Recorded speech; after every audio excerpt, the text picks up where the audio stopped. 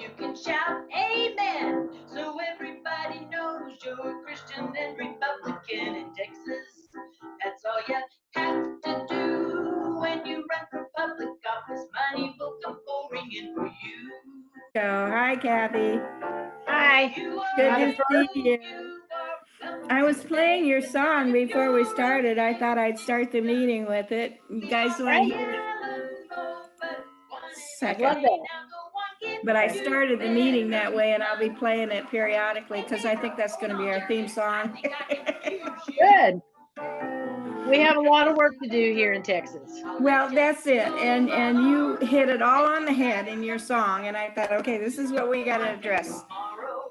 And bring your wife along. She can clean my casa. I'll pay dinero de Americano. And if you want the For those of you that are just coming in, the background music is something that my friend Kathy Kidd, who is also our phone bank captain, wrote. And it is a kind of a slam on Texas. It's a delightful song, but it talks about all the things that Texas is that we want to change. And that's going to be our theme song. So I'll let you listen to it for a little bit here. Miles of highway enough to keep us moving. Pollution fills the sky. Never trust a Democrat. She'll try to slap a carbon cap on you. The GOP has tight control of our state, so we can keep our sacred guns. How many billionaires are doing great? The rest of us just get the crumbs. That's all right. When I get rich, I don't want to pay my fair share either. It's hot in Texas. We're often in a drought. Oil, cattle, gas, and cotton use a lot of water, but we let them. We'll learn to do without. If you're into conservation, you are no conservative. This is the Lone Star State where taxes are low. We barely pay for anything. Okay, that's from Kathy, and I'll be playing it periodically because she's got some lines in there that are humorous, but too true, and you know, it's kind of sad. But anyway, delightful song. I love it. Okay, still getting people coming in here. I could talk to Bruce for a little bit here. How are you doing? Bruce? You're on mute, babe. I'm sorry, I was talking to my wife. Oh, okay. I just was thinking maybe you'd like to say a little bit since you're still in your position. Congratulations. I am, and I appreciate all your help with that. But the most important thing are three numbers I want to share. 97, Emil will know what that is, and 71 and 71. Travis County has a 97% voter registration rate, which is the highest of any major county in Texas. And we had a 71% turnout, and Biden got 71% of the vote. You know, Beto did a little bit better percentage-wise, but you're not going to find another county that did as much for Democrats as Travis County did. And I'm really proud of all your work and thankful for it. And we're going to build on it and make it even better. I know, it is remarkable. It's just too bad Travis County can't carry the whole state. Yeah, And but we're trying. we certainly are. And the way they've got us divided with their, you know, redistricting or all that nonsense, we had 5 opportunities, but we just didn't have enough votes because they spread them out too far. And, but I have every belief that we will one day, we will get our people in the legislature, both in Congress, the federal level and at our local level. So it just. Yes, we had great candidates. I'm very proud of all our congressional candidates. I think they did a great job. We know those districts weren't drawn for them, and they overperformed for what the Republicans expected with those districts. I'm really proud of them. I'm incredibly proud of Rebecca Belmetero. You know, she had been working to get on the Board of Education for a decade, and she finally got through. So I'm very proud of Rebecca. I'm very proud of Darlene Byrne.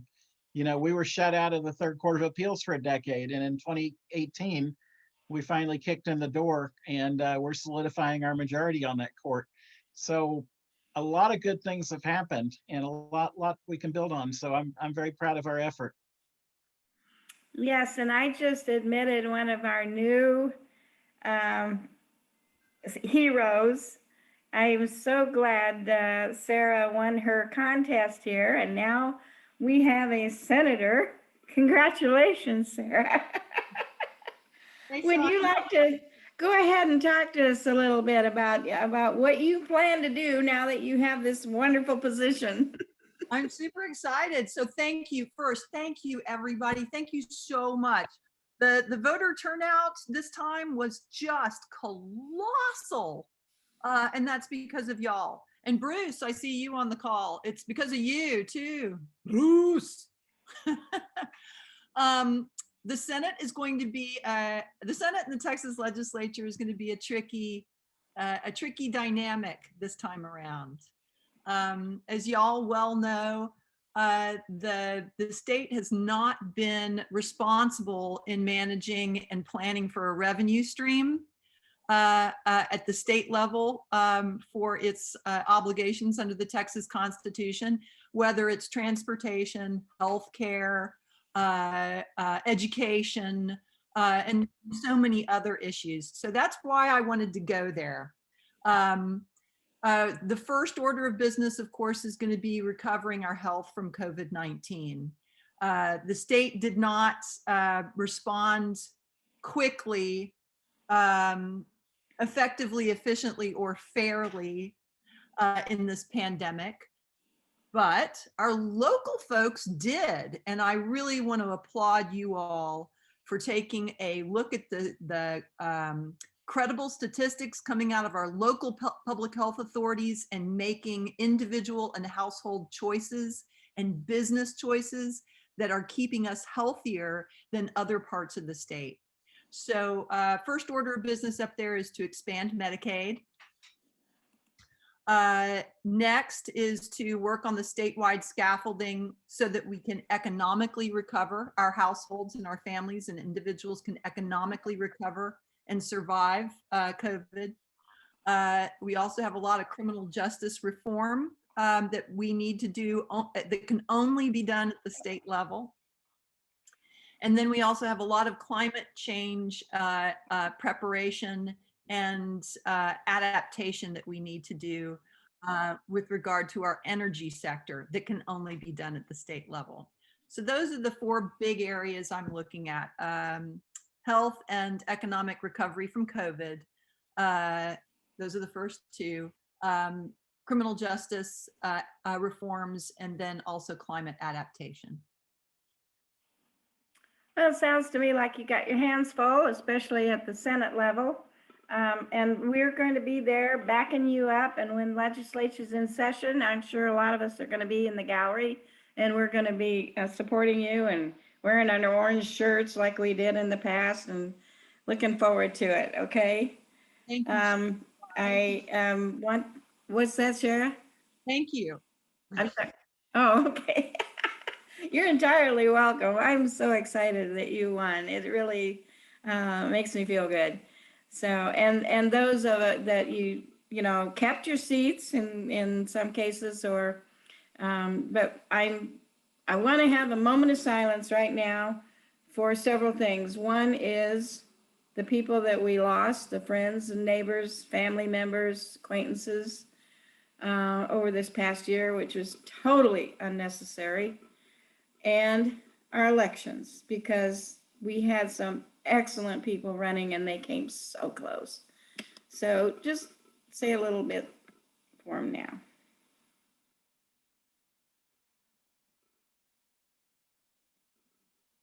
Okay, I said a silent prayer that those that didn't win this time will come back stronger and win the next time around, because until they put me in the ground, I'm going to keep fighting, okay? Because I think Texas is worth it.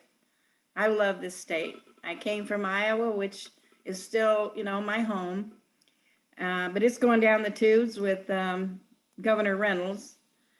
But Texas has won my heart, and I just I want to do everything I can because it's a beautiful state. It is like 4 separate countries. You know, I've traveled it enough to really fall in love with it. So let's do our best to make it blue. Can I ask And Sarah, now, can I ask Sarah a question? certainly, Hi, Um, Dave.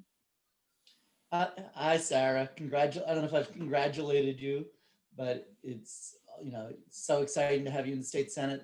One thing you didn't mention, but is to me seems like the center for the session is going to be the budget and particularly the impacts on education, both K-12 and higher ed. There's a lot of fear out there that they're going to, that this is going to be a repeat of 2011. What can you tell us about the efforts to protect our educational system? You were breaking up a little bit. I'm closing every one of my web browsers but this one because I think it may be me.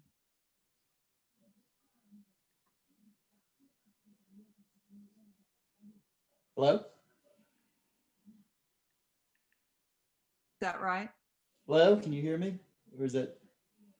Yeah, David, I can hear you. Hello? Others can hear me, it looks like. But the gist of your question was budget and what are we going to do about public education? Yeah. Yeah. So COVID-19 didn't create our budget crisis. What created our budget crisis is 2 decades of starving state government infrastructure. And as with regard to public education, but this is no less the case with any number of other Texas constitutional deliverables. Public education has been starved at the state level year over year over year over year. Big thank you to the good Democrats in the last legislative session, including Celia and Sheryl that are on this call, and so many others that fought so hard just to get the state contribution to public education pulled up over 40%. But that 40% started eroding the day it was passed. So the effort this session, near term, is to hold the line. But the goal long term is to come up with a sustainable revenue stream at the state level for public education. And sustainable is the important word here. It can't be one-time infusions that get us up to 40% at the beginning of a biennium, only to slide backward over the 2 years. It was a huge effort just to get that last legislative session. And I don't mean to downplay. You lose her?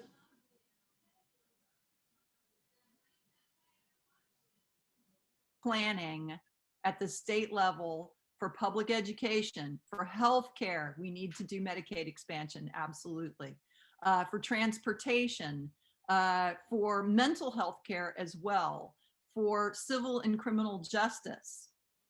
These are core constitutional deliverables of the state, and the state has reduced its investment year over year over year for 20 years. And I hope when you talk about public ed, you're including higher ed as well. Of course. Because I mean, we're really struggling to provide at the higher ed level too. Of course, there is no economically prosperous future for Texas without basic K through 12 education, as well as higher education and the kind of career training and lifelong learning for adults that keeps us viable and flexible in the new economy. okay, thank you so much, Sarah, and I want to applaud the support for education because let's face it, these young people coming up are the ones that are going to support us, namely me, as you get older, so we got to have these young people properly educated. I'd like now to introduce Sheryl Cole. I just had a distraction, sorry. I do want to introduce Sheryl and welcome her, and I'm so glad that you had no contest, so that was a breeze. and welcome back. Also, I want to point out, I put in the chat the link to Common Ground for Texas this afternoon at 2 because Sheryl will be on that committee. And I think that is, they're going to be talking about elections and so forth. So be sure you grab some lunch when we're done here and then attend at 2. Sheryl, tell us what you got planned. Well, I have planned that we're going to spend a lot of time dealing with the budget. We have a budget crisis that didn't start with COVID, but it's going to be expanded because of budget. And so a lot of bills that might have fiscal notes will probably be tough to get through, but we'll be focused on it. I have a bill that I filed already for online voter registration that will be connected to your driver's license. And you would, if it passes, you would have to opt out of being a qualified voter. So all the information is already there. So it should not be a large fiscal note. But I've heard that I might have some help with some of the Tea Party, which is interesting enough, because they are concerned about voter security. And there's no better way to get voter security than for people that are already registered with a driver's license. That's an odd way of going about it, but I look at anything to help us get more voters registered. Another bill that I have would decriminalize marijuana. And while that isn't a direct revenue stream that's going to help the budget, it will save the state a lot of money. And so what it does is it takes the penalties for marijuana and moves it down one category so that the fine is less and the imprisonment time or penalties would be less, and that would save the state money, lots of money. So I'm hoping that that will get some traction this time also. I have another bill that is really, I call it a good government bill. It's for school districts to be able to borrow money from the state for their bonds, as opposed to having for bonds of a certain magnitude, not the type that go out, but for portables and small schools, buildings and things like that that cost within a low range, where they, like what cities have the authority to do with certificates of obligation, but they would be able to borrow that money from the state with a lower interest rate, and it helps them save money, and you would just go under the state's authority. This bill actually passed the House the previous session, and we got it out the House, but we couldn't get it out of the Senate. But I think we'll have some hopes to do that this year, even at the Senate, because it's kind of a nonpartisan good government bill that would help the school districts a lot. And then another big bill that I have is a bill that would clamp down on sexual harassment on the internet, third-party communications. And there was a young woman and her mother who came to my office, and she was distraught because her daughter had been a victim of sexual harassment by the other school children, mostly boys, that were targeting her. And she was very, very upset. And I think she had some mental issues also that made her mother really, really concerned about it. And I walked into the office, and I think some of you know I sit on Ways and Means, and I tend to, well, when I was on council, I sat on Audit and Finance. I kind of tend to gravitate to the kind of non-sexy things that just have to be done, good government type stuff. And when I walked in there and my staff was with her, and she was so very, very obviously upset. And after she left, and I said, don't y'all know, I don't do emotion. What is this bill? What are you bringing to me? Go, please find somebody else. Go take her to Gina. She can handle this. I can't handle this. I'm too old, my nerves, you know. But she assured me that, you know, I was sought out because of my school district involvement and my work, and she wanted me to carry it in my work with young people. So I carried it, and I actually, when I filed it, I was surprised. I got a call from 2 senators. One was Carol Alvarado, who y'all probably know well, and also Joan Huffman. And she had been a former prosecutor, and she was concerned about the bill. So they both signed on to it, but Joan Huffman was the lead co-author on it. So we got some traction. And I remember going to Joan when it was stuck in calendars, and it was on the night of getting close to the night of chubbing. And I said, Joan, I can't get it out of committee. I can't get it out of calendars. Do you have any tricks? And she said, Sheryl, I always have tricks. She went over to the House floor, went straight to the speaker, who I didn't know at the time was in her district. And the next thing I know, it's flying out of calendars. And so we got it out of the House. And then we got it all the way to the governor's desk. And he vetoed the bill. After bipartisan collaboration, he vetoed the bill.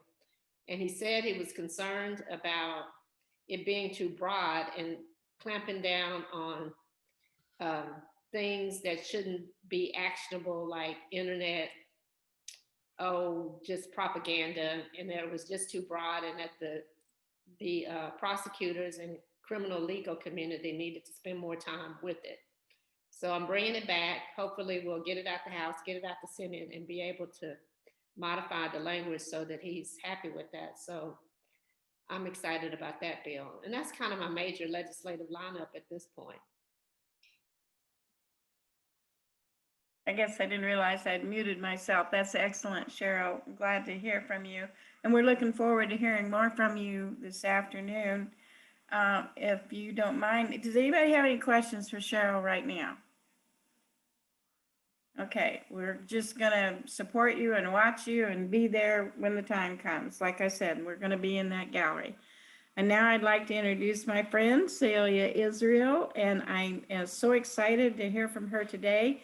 I want her and the rest of you to know that NETCoDems is gonna be in support of her group, HDCC, I believe it is. And Celia is going to tell us about it today and what we plan to do for the future. As we know, by the way, Texas is no longer a non-voting state. We showed that we can turn out the voters. What we need to do is educate our voters, because I know that a lot of places that people voted, they voted by name recognition, which means they voted the incumbent because they'd heard that name before, and probably no other reason.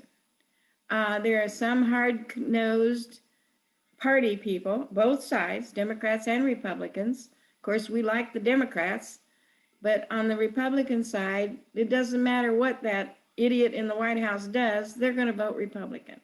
So write them off. They're actually in a minority. It's the ones, the independent voter who is uneducated and uninformed, that we need to reach out to. And I hope we have some good ideas for that. Celia, take it off. Good morning, Sandra. Good morning, everybody.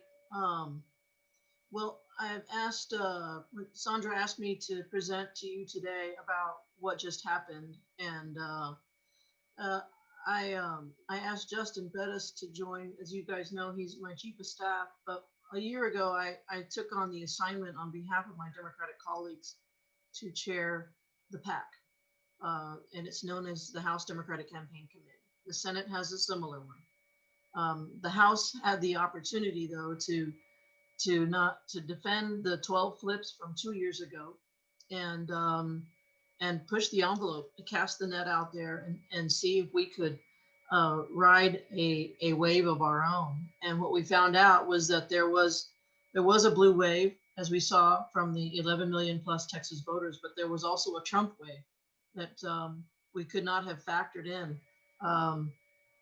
So I asked Justin. Justin came on board as the interim executive director and then as deputy. So he and I have been in another world politically. We've been helping people throughout the state really just tell their story. 2 years ago, we had people running for office that were running a campaign on duct tape and good looks. And that only gets you so far.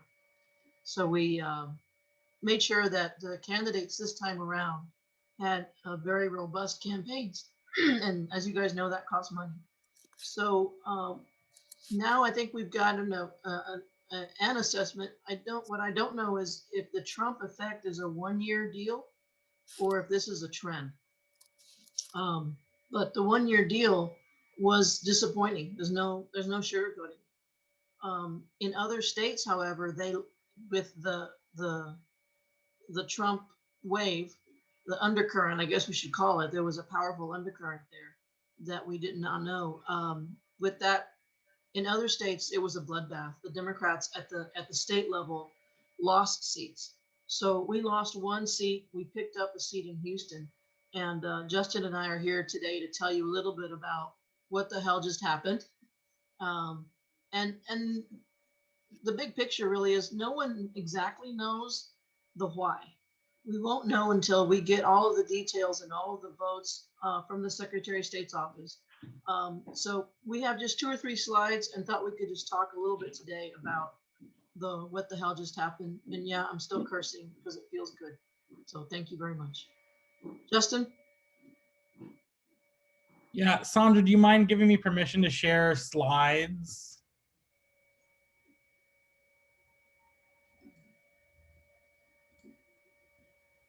Okay, did you get it? Let me Did it see. come through? Not yet. And it's not, I mean, it's not anything groundbreaking, so I can also just kind of go over. It says you can share. Let me try again. Okay. Share screen. There we go, I got it. Okay. Justin, go for it. Cool. So let me jump into this slide.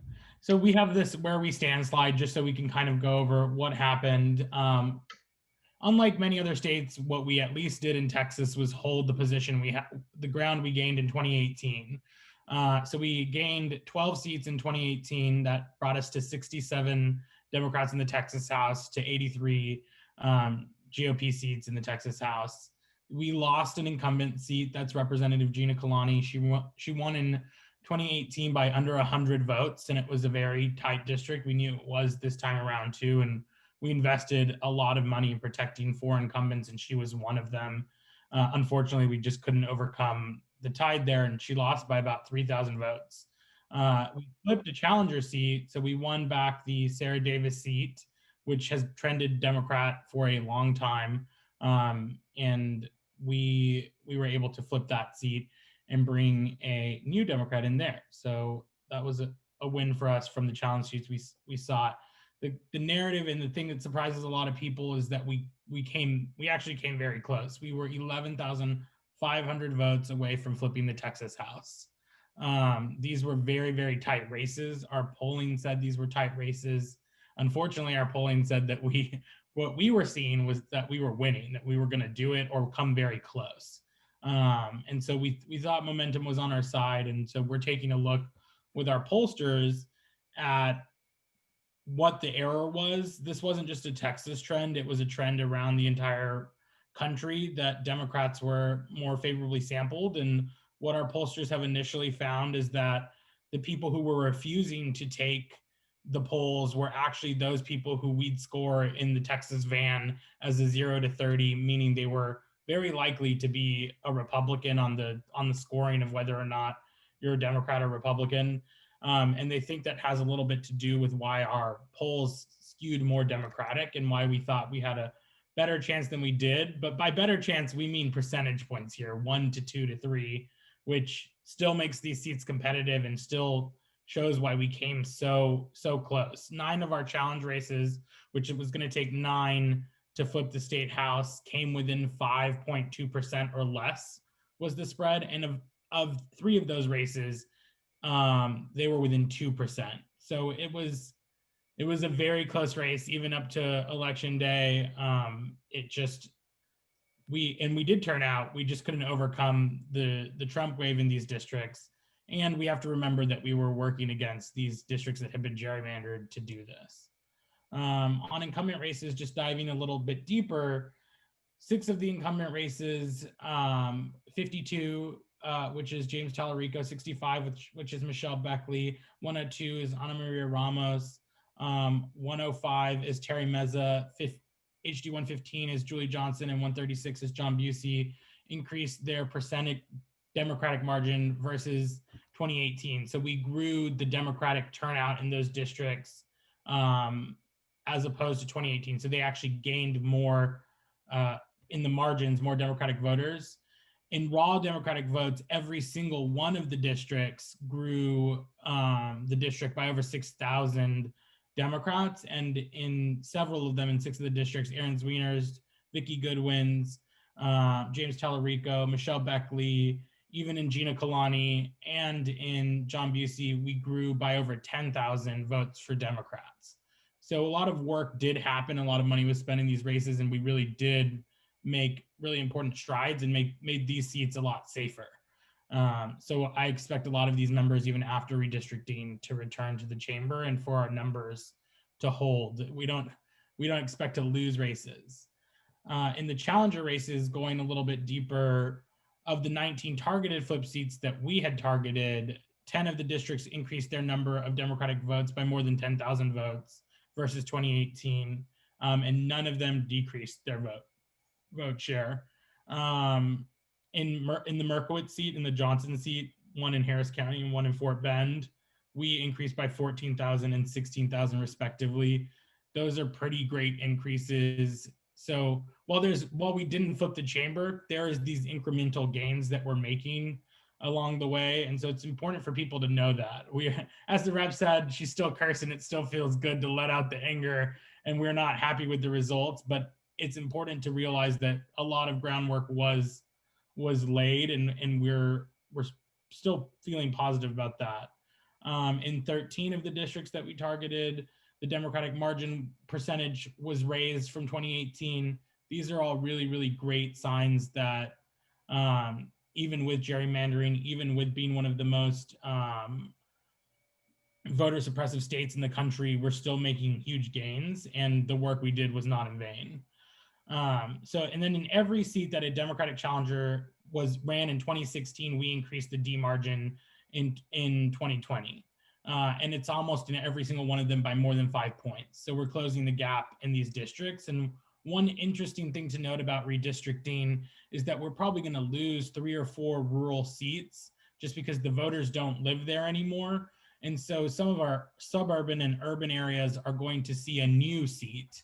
And that means it's going to be that much harder for Republicans to draw these voters out of those maps. And so it'll be interesting to see how many seats we could gain on the 67, which we likely will. So it'll be a closer House. I can't guarantee that we'd flip the House or anything, but after redistricting, we'd probably hold or gain a couple of seats, which is a good place to be in because we're not losing, we're not going backwards in our progress to flip the chamber. Justin, at this point, let's talk a little bit about some of the House seats that are around us, because our friends 2 years ago, John Busey flipped a seat, James Tallarico flipped a seat in our northern area here. Aaron Zwiener, of course, flipped a seat. And Justin, I think the point you were trying to make is that they, Tallarico and Busey increased their margins this time around. And it's all about tilling the soil in different ways. It's letting constituents know that you're doing good things, that you're fighting for the values that they believe in, and you live in 2-year cycles. So that's all good news for all of us, that someone like a Busey and Tallarico is in a more secure seat. Even when I first ran, my district was slightly Democratic, but it wasn't a sure thing. And it's every 2 years it's been getting more and more and more Democratic. And some of it is because I'm a rep with a good reputation, working across lines to get things done.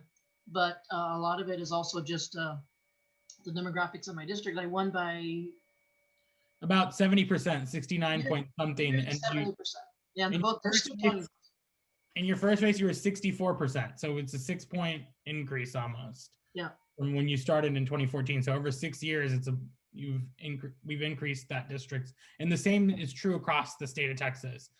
For some districts, it's not as much growth. For yours, it is. But it's true that we are trending stronger and stronger in these districts. It's just incremental growth.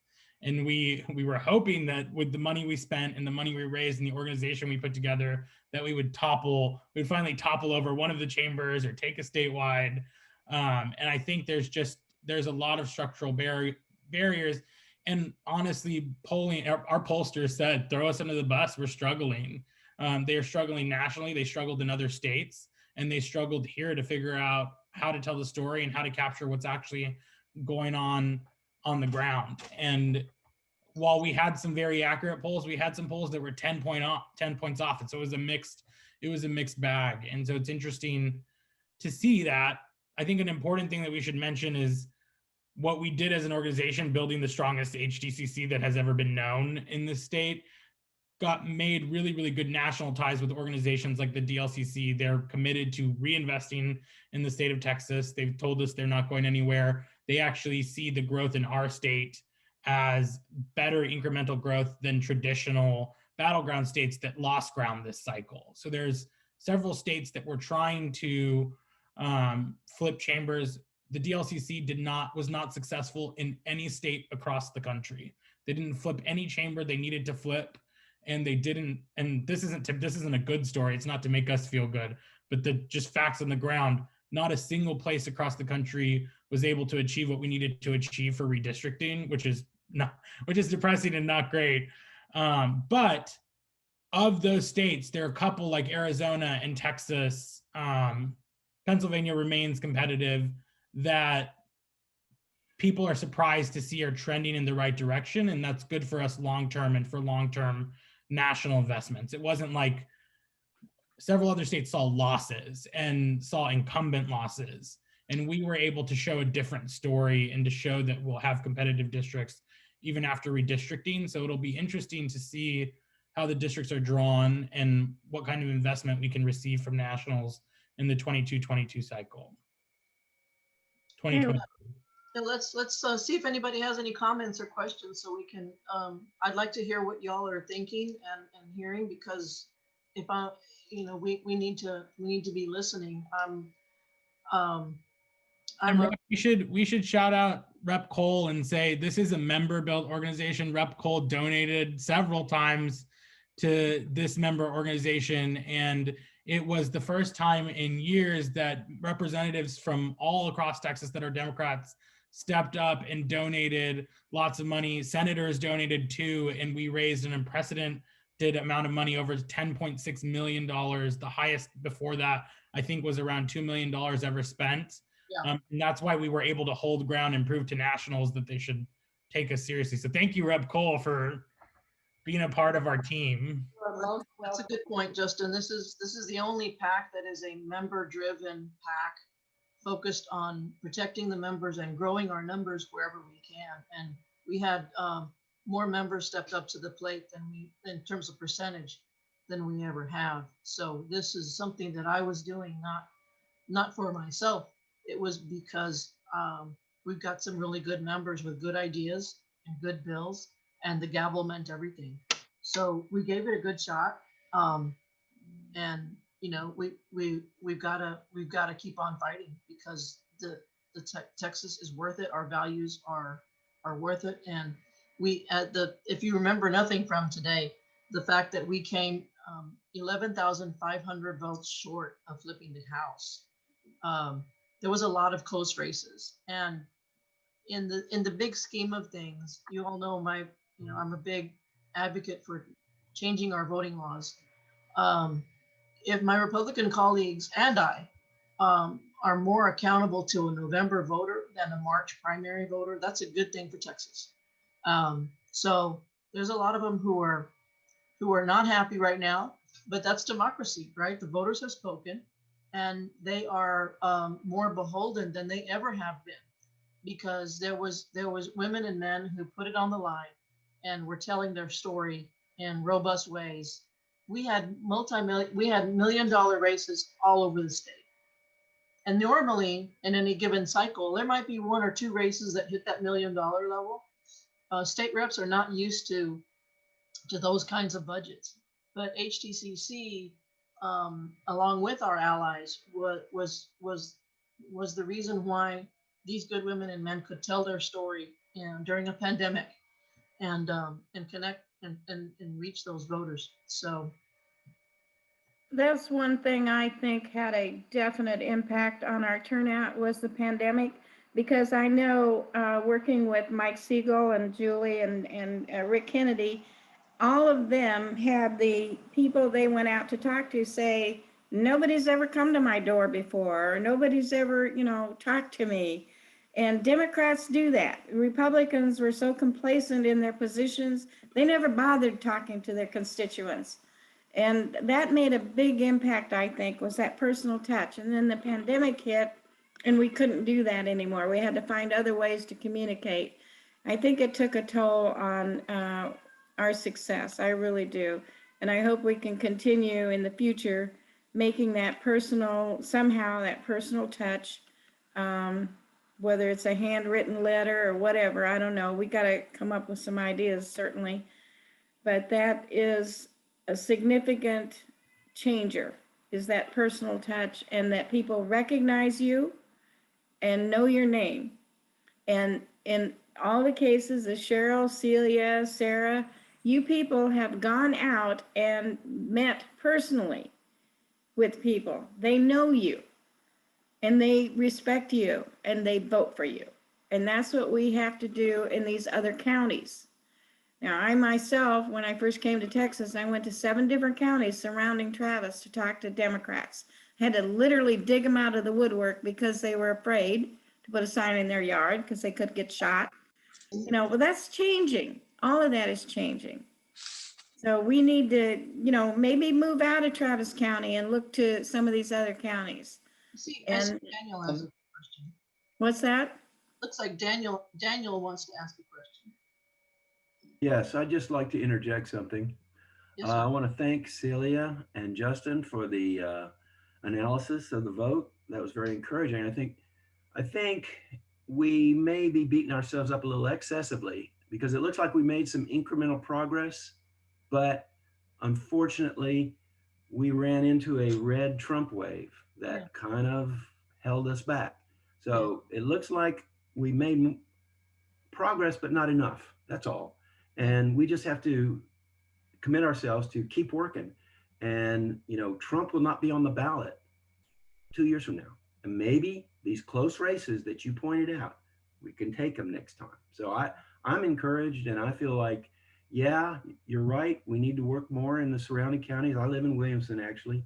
We need to work more. I think I'd like to know how many precinct chairs actually did any canvassing or block walking. I have a feeling because of the pandemic, we didn't do any. I know I didn't do any. it was certainly, well, thank you for your comments, Daniel. I appreciate it very much. I've been very hard on myself over the last couple of weeks, but it's because I have high expectations, and this was a great opportunity. So I appreciate your comments, because we do need to remind ourselves, all of us, that everything that we did, whether it was, you know, phone banking or giving money or everything that you guys did, it was it helped at the end of the day. So thank you for that. Justin was in touch, and my job was to talk to candidates periodically and just do welfare checks and see how they were doing, and of course raised $10 million. Justin, you want to speak a little bit to the fact that you know, we know that voter contact was very limited this time. Every campaign had to find their own way. Justin, you might be able to give us a little bit of commentary. Yeah, I see several things that people have been commenting on the chat that all had different effects on the race. I will first touch on what you all just talked about, which was people weren't able to block walk because of the pandemic. I think that's a double-edged sword. I think the pandemic helped our candidates. I think Trump getting COVID helped our candidates. I think the mismanagement of COVID by Republicans probably helped our candidates with persuadable voters. So it's hard to figure out what shift in percentage point towards a win that pushed us versus not being able to block walk. But certainly being able to block walk always helps. If you run a real well-oiled machine that's a 6-month to 3-month program that runs up before election day, where you have paid canvassers and volunteers, and you're out in the community, that personal touch in every political study you'll ever find is the most effective way to turn out a voter. So absolutely that kind of work needs to continue. And we could only do it on the phone with volunteers and over texting. And that does not have the same effects as knocking on someone's door. And we know it because there's study after study after study that says so. I also see a comment about defunding the police, hurting our candidates. I think to an extent, of course, what our polls said, and I trust our polls on the messaging, and our polls got the Democratic vote share pretty accurate. Where they missed was on the GOP vote share because we undercounted GOP voters. What the poll said is that persuadables, people who were in the middle of the scoring realm, people who were 40 to 70, they weren't moved or hit as hard, or candidates weren't hit as hard by that attack. They were very supportive of BLM. They were very supportive of reforms and called bullshit when they heard someone say defund.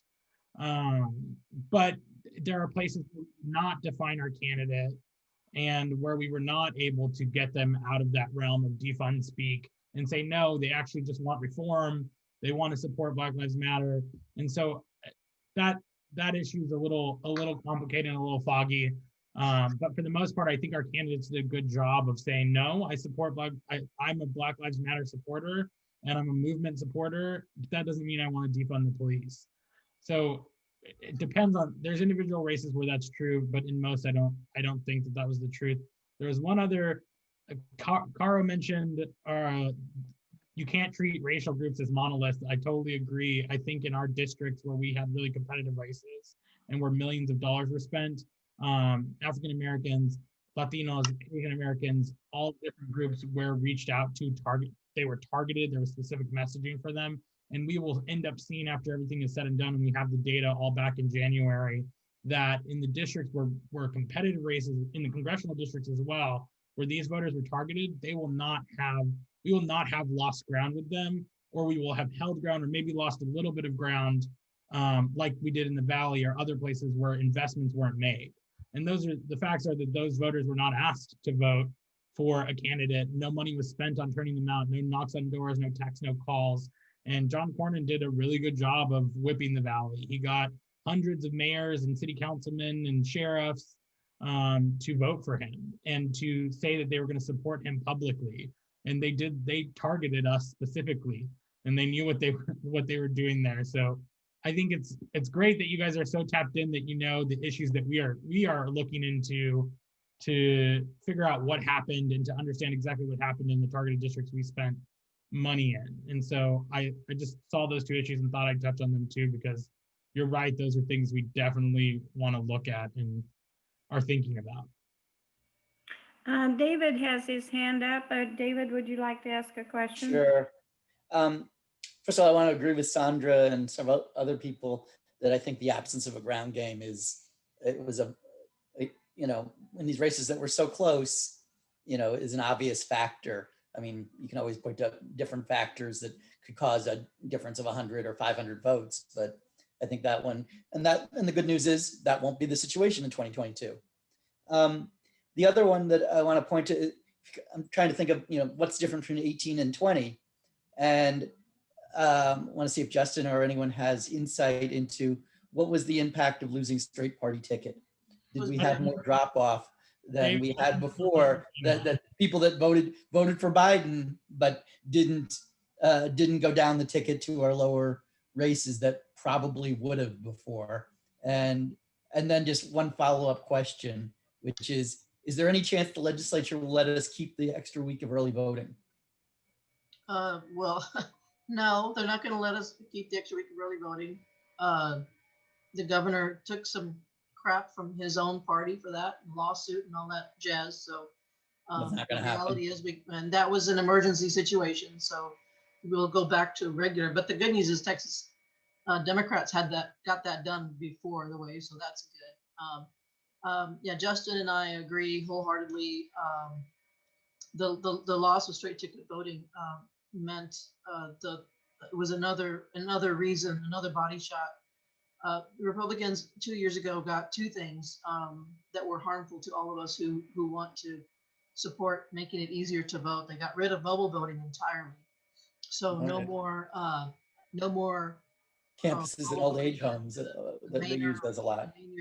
the Manor Community Center or the Capitol Complex, stuff like that. And then straight ticket voting, they eliminated it. And at the time, I don't think we realized how big a blow that was going to be. But in the era of the Trump effect, it left a mark. Justin, can you see anything in the data about that? Yeah, so that's, I was gonna add that we don't have election day fully into van yet, so we don't know. I presume it's a good guess that what we're gonna see is that we lost on the straight ticket drop off, and that our candidates benefited from it. The truth is, it's gonna hurt Republicans as well. So all of these things are little percentage points on the margin, and that equals the 500. All of these things we've talked about equal the 500, 100 vote losses. And it's just true for our state. Everybody knows, even nationally, that Texas is one of the most voter suppressive states, if not the most in the country. And we're in a great place for overcoming that. And people are kind of tired of it. So I think we have to address these issues, and we have to do a better job of getting people to vote straight ticket. I doubt we'll get any Republican support to bring back straight party. Yeah. They probably have figured that, you know, that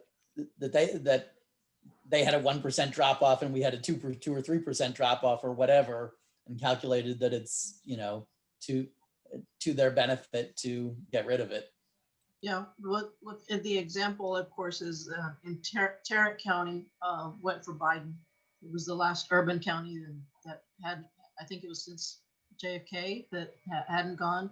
And so Biden wins Tarrant County, and HDCC was a part of robust support for 5 House candidates. All 5 got very significant help from HDCC and others, and they had really good candidates, good stories. They told their story, and they still didn't. Rep, I think we spent over $2 million in Tarrant County, and there was a $500,000 program that was run by all the local elected officials there, including state representatives, and that's part of the narrative of flipping that county. So it's just, again, incremental progress in these counties. Yeah. Let me ask a question if I can. I saw several ads where they were obviously, I don't even know what the word is, where they manipulate them. One of them was Mike Siegel saying that he was a communist and he supported communism, and just on and on. And to me, it was obvious it was just a child's attempt at, you know, what can we do to stop these lies? I mean, the Republicans lied outwardly and blatantly about every one of our candidates. And yet, sitting out there in the fields watching and listening to my Radio America, you know, that looks real. And how do we combat these just blatant lies? So I know nationally at the congressional level, there are laws to fix at least like the deep fake videos, the ones where they're voiceovers and it manipulates people to sound like it's them saying something. Locally at the state level, we don't regulate.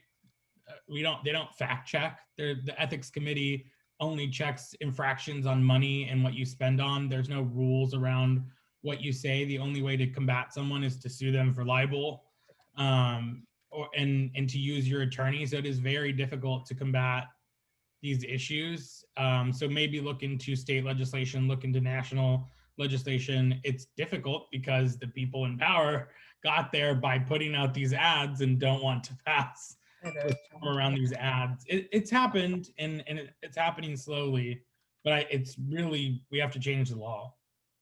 Well, that's certainly something I think we should look into, because that was so blatant and obvious. It's just disgusting.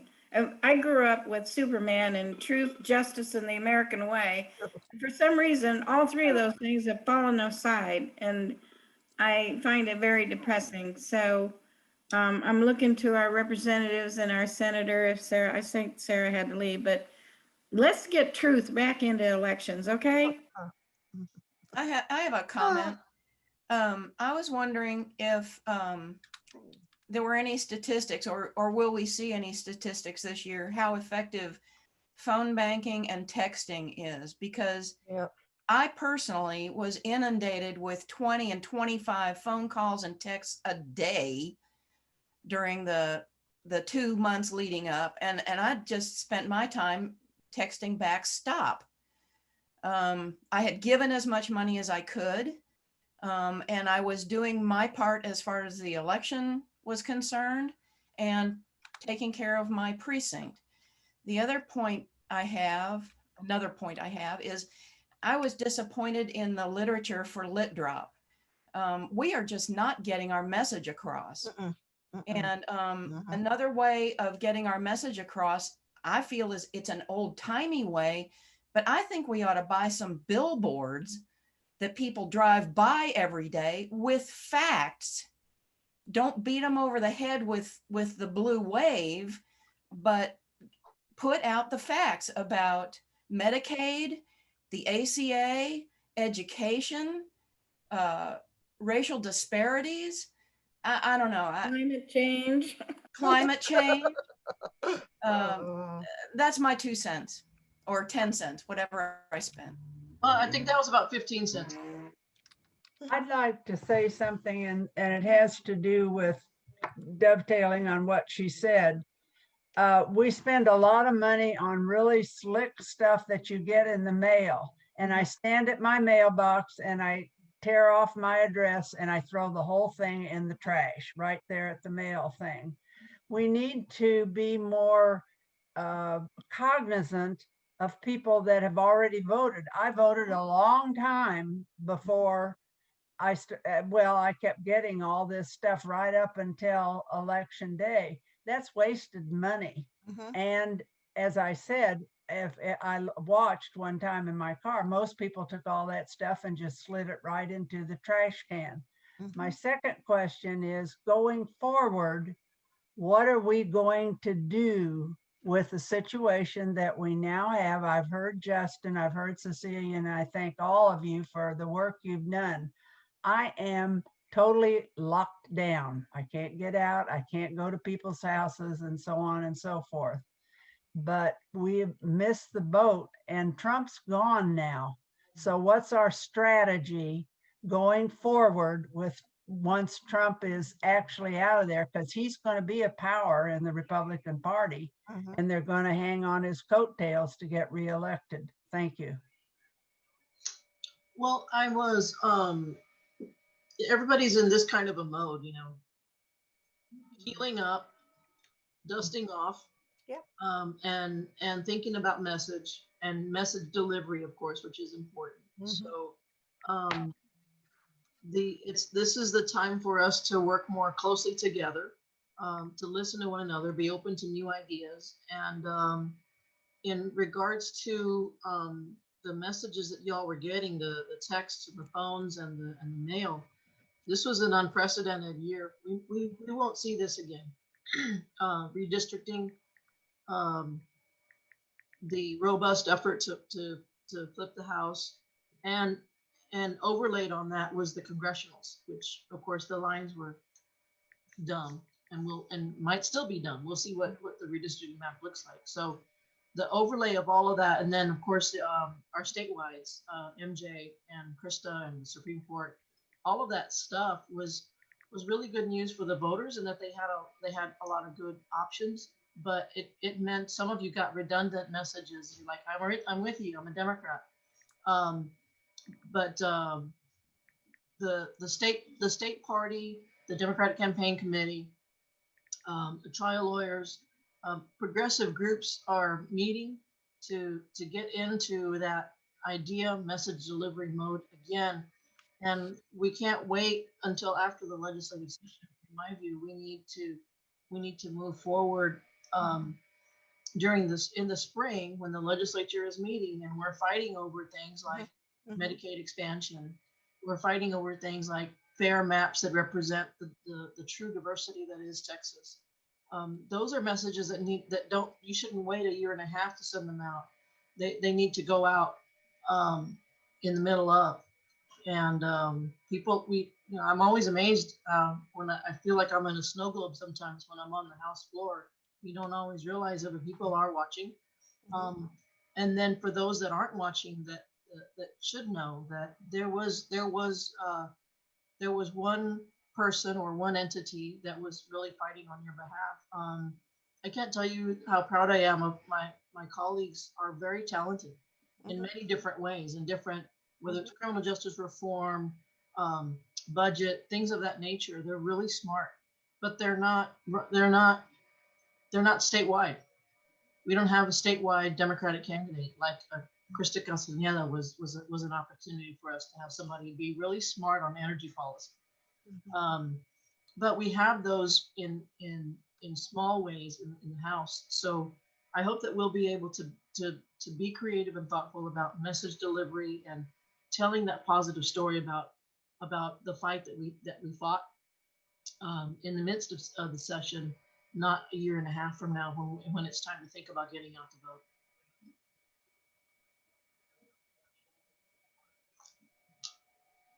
Hey, Wendy. I have a question. My question for you, I guess it's more for you than it. All right. So, I mean, I know we were talking about the whole thing about the mail and everything. What about the postcards? Because I'm signed up to do a lot of postcards and letters, and I'm kind of worried that we're going to be inundating the same people. What's your take on that, Celia? Well, Justin can answer database questions, and I know that that's always an issue. I know that this time we had the HDCC had a staffer who was dedicated just to the database, and she was interfacing with the Texas Democratic Party and their data team. So we had one person who was just doing that. But it meant when you have more resources, you can dive deeper into those into those scores of people who you don't know if they're a Democrat. They might be kind of an iffy Democrat, but let's send them some information. So that's a good thing. I think that might have been what accounted for. We turned up the volume and they turned up the volume and everything came up. But Justin, what other information can you give us about the database? Well, let me say this. I know there was some mention of people being annoyed with phone calls and texts, and I get it. I got the same amount, right? I got 25. Donate here, do this. I think the target generally isn't us, and sometimes we fall in line there. It's people who are not as likely to vote as us, or people who need to be persuaded. And so it takes a lot more messaging and a lot more talking to them to get them to move. On average, when you're knocking on someone's door, you want to go to their door 4 to 6 times. You want to have the same amount of phone calls actually get through to them, and you want a larger amount of text, and you want a larger amount of mail. Different mail is effective to different people. Handwritten notes are effective to different people. Negative mail is effective to different people. And so there's different messaging that is effective to different subgroups, but all of it together combined is what moves the voter in the end. So it's the layered touches that moves each voter. So I think none of the work that anybody did is in vain. The text, the calls, the postcards, the knocking on the door when we can do it again, all of that layered touch is what actually moves a voter. And sometimes it is overkill, but for the most part, the only place that people say to stop doing the work where you'll actually lose a voter is harassing them on the phone. So it is texts and it is phone calls. Going to someone's door and sending them mail is not a way to turn off a voter. So the only way you're going to turn a voter away from voting for your candidate is on the phone. Because it feels like harassment. And that's, I mean, we all have that feeling when we're blown up on our phones. Justin, letters would be helpful. In summation, yes, letters are good. I particularly like handwritten. I know one candidate can't write, 40,000 personal letters or whatever, but it just, I don't know, you open it up and you see that handwriting rather than a typed or, email or whatever. It just means so much more. So maybe you make one and then, copy it 40,000 times, but it's still better.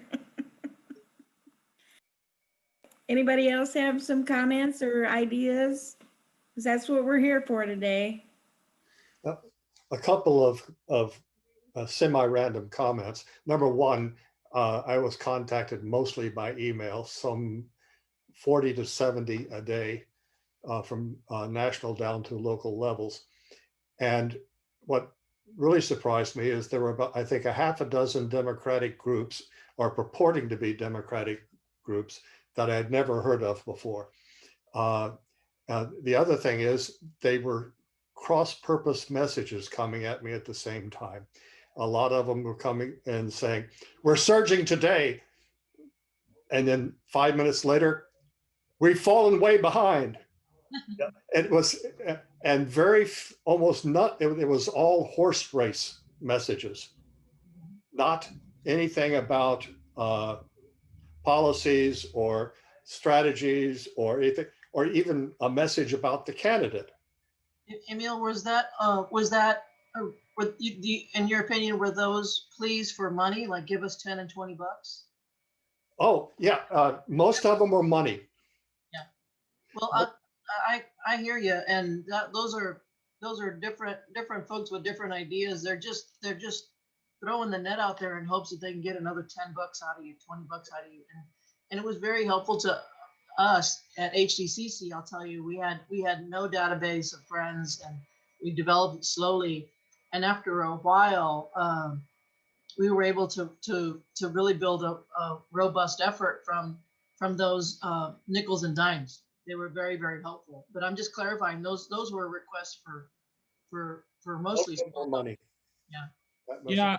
So something we should all note on this call, I don't think a single person here on this call would have lived in a targeted race that would have been considered a persuadable voter. If you lived in a targeted base, you were already at 95% above going to vote for that candidate, and all they needed to do was turn you out. So everyone here is receiving different messaging about supporting them with money and other sorts of funds. You probably received emails from the HDCC with the same messaging that you were like, well, you just told me you were down, you were up. And the only reason is because the person we contracted with to raise that money raised us $1 million with their weird messaging. It works. And it's not true, and we don't like it, but it raised the money. We raised $1 million from emails. Emil, I'll give you an example.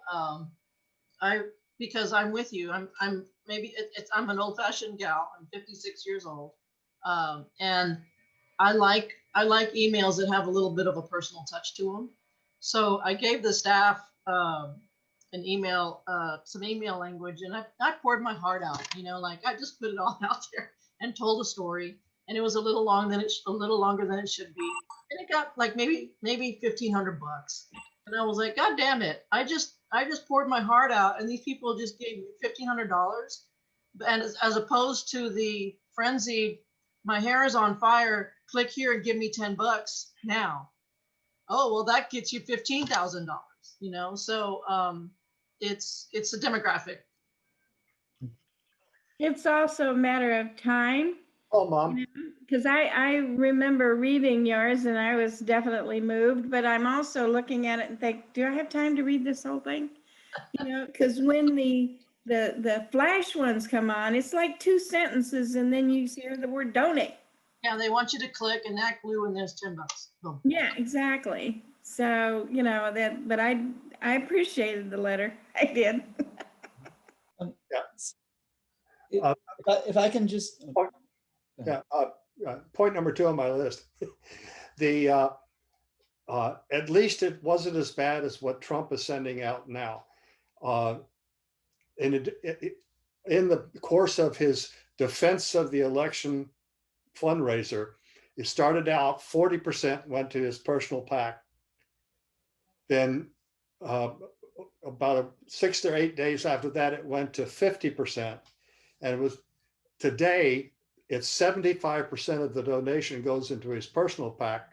The rest goes to the RNC. And on all 3 of those that I saw, none of the money actually goes to the defense that they're doing, or the offense, the election. It's all going to either pay off past debts or a slush fund for the future. And at least I didn't see any Democrats doing that. Can I just throw in, just from my perspective as a first-time candidate, and now mine is a little different because it's a nonpartisan race, was a nonpartisan school board race, but we did mailers, we did texts, I did lots of phone calls. None of it was very effective. I mean, ultimately. And on the phone calls, one problem is half the phone numbers are bad numbers. I mean, half the numbers you call are no longer connected or the wrong person and not in the district anymore. They've, you know, so I'm just, you know, throwing that out there from, you know, my perspective, you know, that, you know, is a lot of time, you know, calling people and, you know, the numbers in the database are wrong or, you know, they've moved. So I'm not sure how to address that or correct it, but as I said, the mailers also just didn't seem to be, for the reasons people are talking about, they just throw them away. Probably not very effective. Text, people overwhelmed. So yeah, I don't know the answers. I'm just, you know, looking at it from I was my gonna say, like, I text for other groups as well, and you would be surprised how many times I've gotten from stop texting me, don't you have me off your list, because they don't realize that we're all on different lists. So if we could just, you know, I don't know, somehow make it so we can coordinate with other people. Yeah, I don't know if you have any thoughts on how do we get better lists or data for that, and it may not, you know, it just may be the limitations in a highly mobile, you know, area. Well, from my experience on the getting the data, the van up, getting the van up to date. First off, is to try to focus many people on one data repository as possible.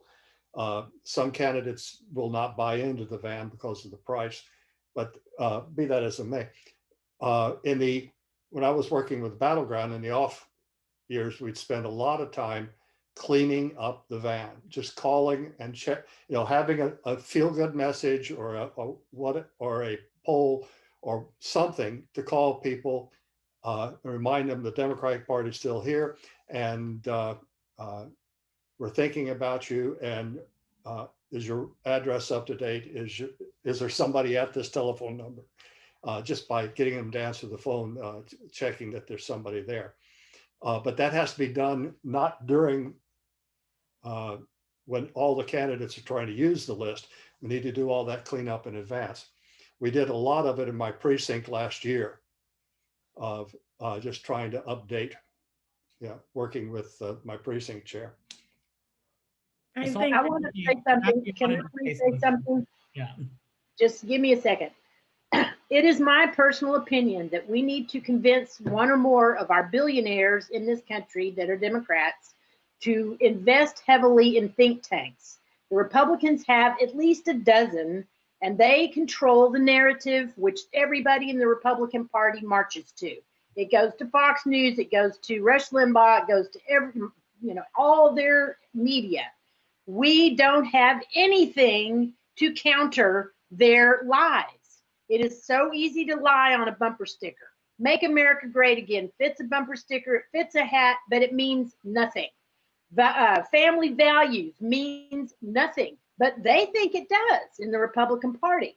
So what we need is a countervailing warrior army of messengers.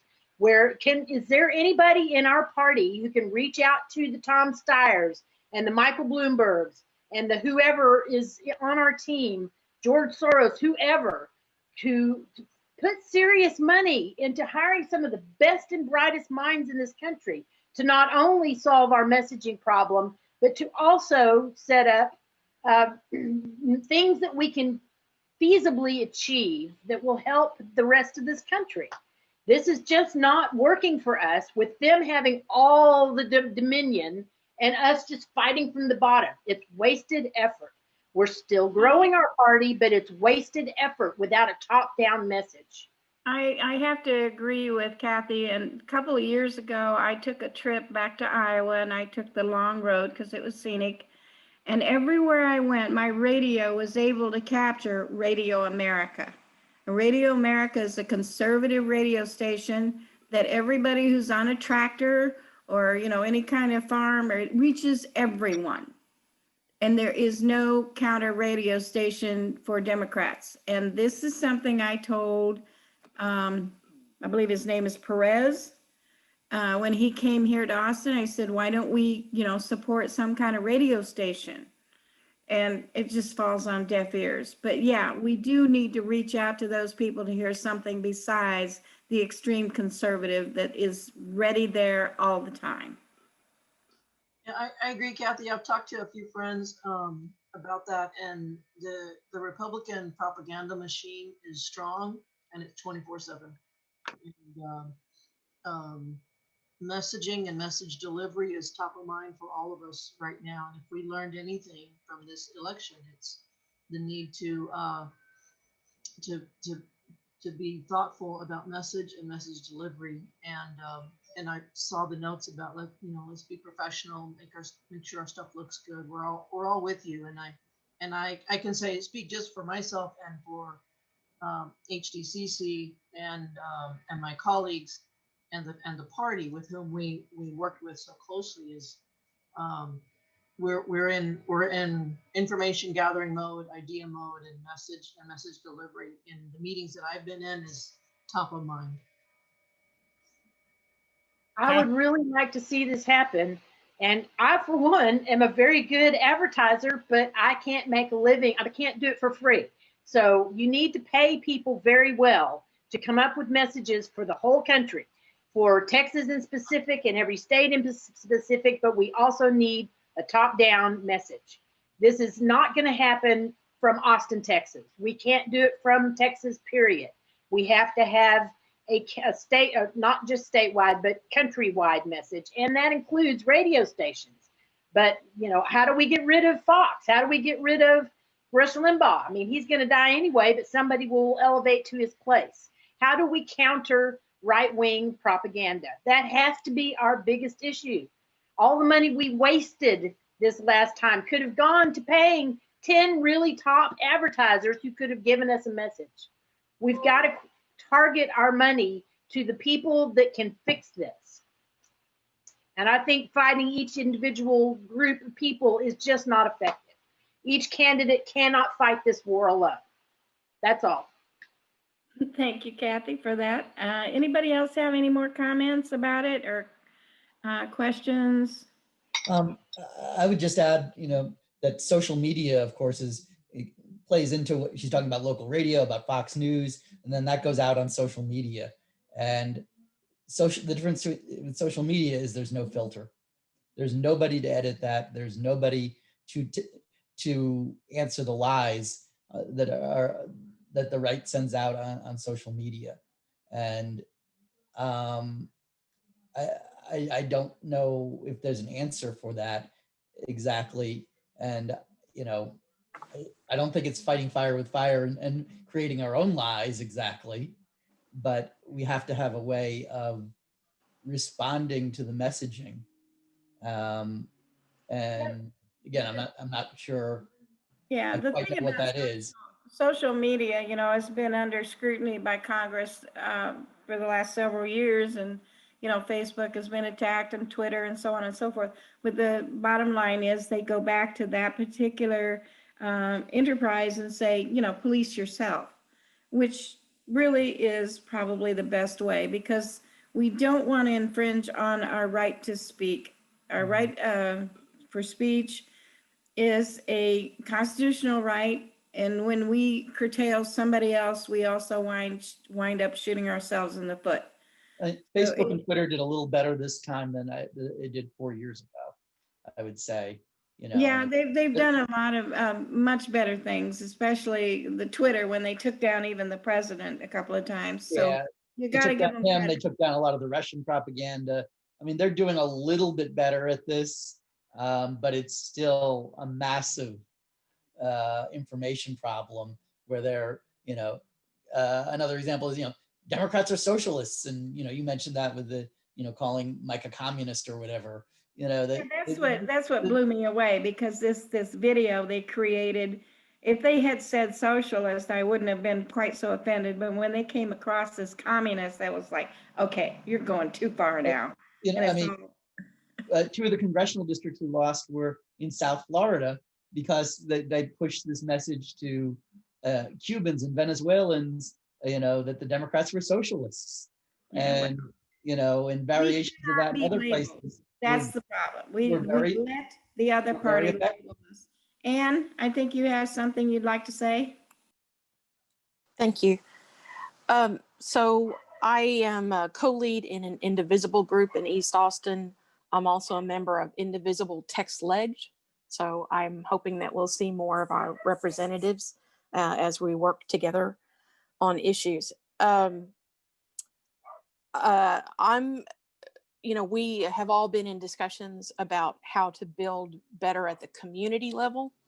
I would encourage, if you're not already, I would encourage our representatives to try to make themselves available, like in town halls, especially right now, virtual town halls. I think that there is a hunger for more education about how our government works and how we can take part in it. But it's a battle of overwhelm. In 2018, when I was knocking on doors, it's not that people really were apathetic. It's just they were overwhelmed. And so I would like to see more interaction with our government officials. And that includes you too, Bruce. I really enjoyed all of like the Facebook presentations that you made, taking the time to explain things. Like I said, I think there is a hunger out there for it. It can be a little wonky, but I think people appreciate that information, so they have more of a connection with what's going on. And what can we be doing to foster those community relationships? I always feel like in our Indivisible group, we're constantly talking about it, but we feel like we're just starting from scratch every time. Like, who do we need to talk to? You know, what allyships can we create? And it's hard to know where to start. And that's failing on our part, but because it's just easier to get involved in the politics, you know, the elections, just lurch from election to election. But just like the cleaning up the van, like Emil said, needs to happen in between elections. So do you have any advice on fostering those community networks? I think one of the things we're going to work on at NETCoDems with Celia is a plan for, immediate execution, because we need to start now, and working forward until the next election. So keep your eye on emails and things that we'll be sending out, because that's our plan. We're going to establish some route of getting to success at the next election. I really need to kind of close this down a little bit. I got some business things I need to take care of, and Celia and some of the others may need to move on to other things. So I'm going to close this. Celia has an email address. You can contact her, and I'm sure that she is going to be sending out things to me, which I will forward to you. So we will keep in touch. So thank you so much, Celia. And Justin, I'm just overwhelmed with your collection of data, and I appreciate it so much. And yes, it did make me feel better, because I was doing a lot of crying, cussing, and just screaming afterwards, just banging my head against the wall, because I take full responsibility for every loss. Okay. I feel like I didn't do something. Thank you all very much for your comments. I noted them. This is all helpful to me and to Justin. We ain't giving up. We might be at a little bit of a quiet point right now, but we will find our fight again. Track our progress during the session. And Sandra, let's visit again soon and maybe do a little update on message and message delivery. And just to repeat, if because I'm learning this figure, if we learn nothing else, is that we came 11,500 votes short of flipping the state house, and the voters of Texas woke up. So thank you all for supporting me, for my colleague Rep. Cole, and my Senate colleague Eckhardt. We lead with our heart, and sometimes that leaves a bruise. But we will find our fight again. Thank you. Sandra, I'm with you. I take full responsibility too. So Okay, we're all to blame, all right? So let's get going here. Okay, thank you so much. Now, I do have a couple of things I'd like to tell you all about. One of them is one of the things, if we're going to move forward as a club, we have to have dues. So please join us as members. It's $15 a year. You can submit it now for year 2021. Everybody who signs up, I'm going to send you one of these. And let's see, Black Lives Matter. Yeah. I also have a brown You want to give us a matter, but link for that? You want to give us a link? Or just it's www.NETCoDems.com. And Emil, if you'll put that up on our chat and for me, I'd appreciate that.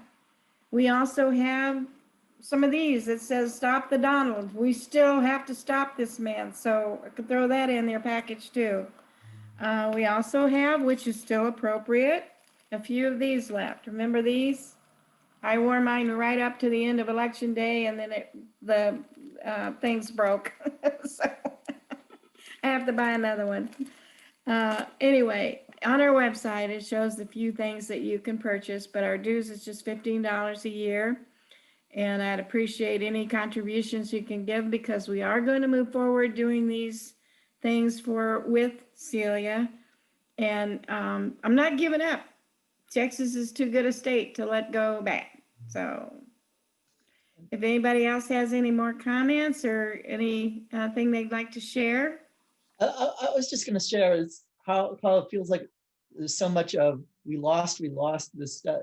You know, we haven't even mentioned that we've elected a really good man as president and a really good woman as vice president, and that we're getting rid of the worst president of modern times, and that this makes an incredible difference to all of us and to everything that we're doing. And, you know, in the biggest race that there was, we did make a big change. We did, but I'm not in love with him anymore, David, and I'll tell you why. He is. Well, can I finish? Yeah. I mean, the things that will happen on inauguration day, DACA will be back and safe. I mean, the travel ban will end. We'll re-enter Paris. You know, there are so many things that, you know, and let us also remember, of course, our runoffs and the Georgia runoffs are so important in the next, the city councils in less than a month, Georgia, January 5th, you know, they all need our help. So let me, just put all of that out there. Yeah, and I am sending out emails about, in fact, we have phone banks right now for the candidates for city council starting tomorrow. I believe I put that in the chat as well, and that's being held through CDDP. So it's just simply click on the link and they will send you another link. You can use your phone and just tap away. It's one of those rapid things that you just, contact 4,000 people in an hour. So, please join that link if you can. They've got like 4 or 5 days that we can call for our city council people. And then of course the Georgia thing, they're asking for donations and, support and so on and so forth. So yeah, we need to do those things. We need to give President Biden all the support that we can. I was hoping to send him 3 new members to Congress, and that didn't happen. But we were going to work for new members in 2022, and we will just do what we can right now. So I thank you very much. If there's nothing else, just a quick one. It was announced this morning in the Dallas Morning News, their watchdog function, that about 27.7 million Texas driver's license holders had their data stolen on your driver's license, your car registration, and the associated car lien, all done through a commercial company that the state does business with. The number is so high because it's both past and current and past driver's licenses. the break sometime right before October. The state has not made their required notification to the people affected. They have a 60 days to do that. Nobody knows for sure when the start time of the 60-day was. And most people that you approach there won't know anything about it. Did you say 27 million? I said 27.7 million, which includes several years of past people who are already dead, people who have moved, plus the current 13 or 18 million driver's license holders that we have. Emil, what can they do with that information? Well, I mean, does it have our social security information? I have no idea on that. Okay. They don't address that in the article. It's driver's license and information on your car lien and your car registration. I do not know whether it's only the information on your driver's license or where more of your file was provided to the company. It was the state selling data. Unbelievable. But it was the company they sold it to who lost it. Why is the state selling data? Money. Okay. And privatization. Yeah. I can't believe it. Okay, that's your name, address, driver's license number, color, model, year, and VIN of your vehicle, and the lender to whom you make car payments. Anybody want to buy a slightly used Chevy Cruze?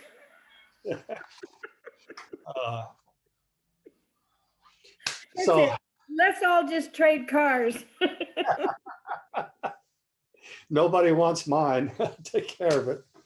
I just want everybody to keep your chin up. We got through Trump. We will get him out of office. Things will get better. This is never going to be easy. We're never going to get everything we want. But don't think of us as failures. We did pretty damn good. And Austin, Texas did fabulous. So be proud of us. Travis County. Travis County did well. Yeah, and we'll get rid of Greg Abbott, Ken Paxton, and what was that other dude, Dan Patrick? And maybe we can look up. His real name is POEB. Yeah. Okay, guys, if we don't have anything else, I can't think of anything further, so I'm going to close this meeting. Now, remember, at 2 o'clock, Sheryl will be on the Common Ground for Texas. I highly recommend it. Please join me this afternoon. And don't forget that there is the link to do the phone calling for our city council at the top of the chat. So join me there too. I'm going to be calling tomorrow afternoon. Thank you and have a nice day. All right. Bye-bye. Bye. Everybody stay safe. Take care. Stay safe, everybody. Stay home for Thanksgiving. Absolutely. Stay home.